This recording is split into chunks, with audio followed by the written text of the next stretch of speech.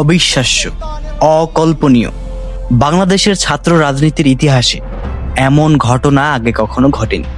এক সময় যে সংগঠনের নাম নেওয়া ছিল আতঙ্কের, যাদের উপর গত 15 বছর ধরে গুম, খুন, জেল আর নির্যাতনের ভয়াবহ স্টিমরোলার চালানো হয়েছে, আজ সেই ছাত্র সংগঠনটি দেশের প্রধান বিশ্ববিদ্যালয়গুলোতে লিড দিচ্ছে।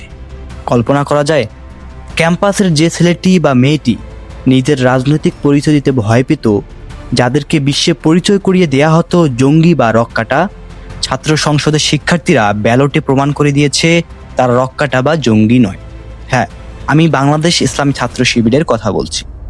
সর্বশেষ জগন্নাথ বিশ্ববিদ্যালয়ে যা ঘটল তা কেবল একটি নির্বাচন নয়, এটি বাংলাদেশের রাজনীতির মোড় ঘুরিয়ে দেয়া এক সাইক্লোন। রাম বাম সবাই মিলে জোট করেও, সব শক্তি এক করেও শিবিরের বিপরীতে দাঁড়াতে পারল না। তারেক রহমান দেশে ফেরার পরেও কেন ছাত্র দলের এই ভরাডুবি, আর কেনই বা দীর্ঘদিনের নির্যাতিত কর্মীরা আজ বিজয়ের নায়ক হলেন?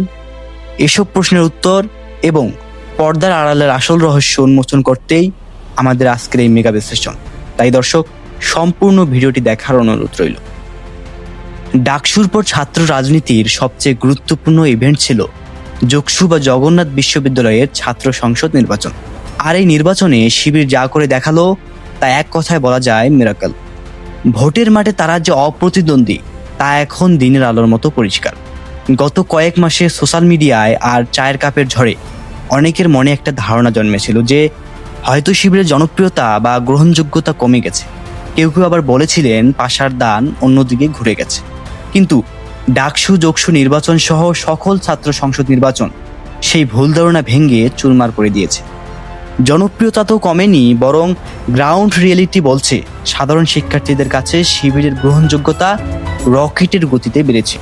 সবচেয়ে ইন্টারেস্টিং বিষয় হলো, এই নির্বাচনে শিবিরের বিরুদ্ধে বাকি প্রায় সব পক্ষ অলিখিতভাবে একজোট করেছিল।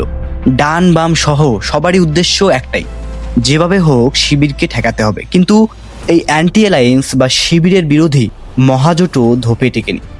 এখান থেকে একটা জিনিস ক্লিয়ার, জগন্নাথ তো বটেই, বাকি সব ক্যাম্পাসগুলোতেও শিবিরের এতদিনের কাজ কামে সাধারণ স্টুডেন্টরা কনভিন্স। তারা কোনো প্রোপাগান্ডায় কান দিচ্ছে না। গত 15 বছর ধরে মিডিয়া ট্রায়াল আর অপপ্রচারের জবাব শিক্ষার্থীরা দিয়েছেন ব্যালটের মাধ্যমে।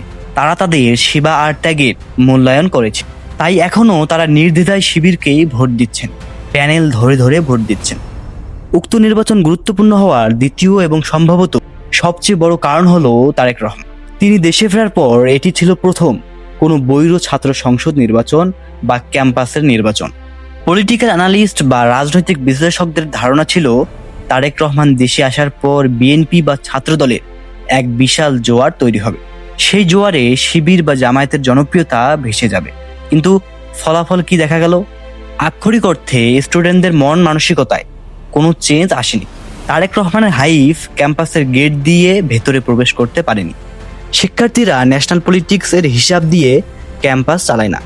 তারা দেখেছে কারা তাদের দুঃসময়ে পাশে ছিল, কারা মেধাভিত্তিক রাজনীতি করেছে। তাই তারেক রহমানের উপস্থিতি বা ছাত্র দলের বিশাল বাজেট অনুযায়ী শিক্ষার্থীদের শিবিরের প্রতি আস্থা থেকে টলাতে পারেনি। ছাত্রদল ভেবেছিল জাতীয় রাজনীতির হাওয়া তাদের পালে লাগবে, কিন্তু ক্যাম্পাসের বাস্তবতা ভিন্ন।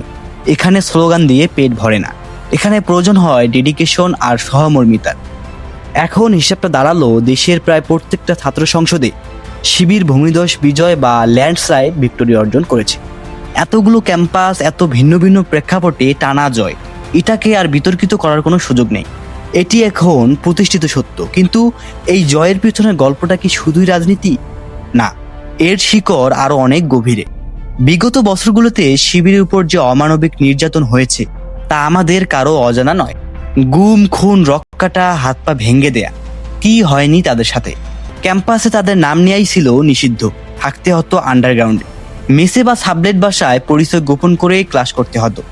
আজ সেই সংগঠন যখন বুক ফুলিয়ে টপ ইউনিভার্সিটিগুলোতে লিড দিচ্ছে, মনে হয় এখানে জাগতিক হিসেবের বাইরেও কিছু আছে।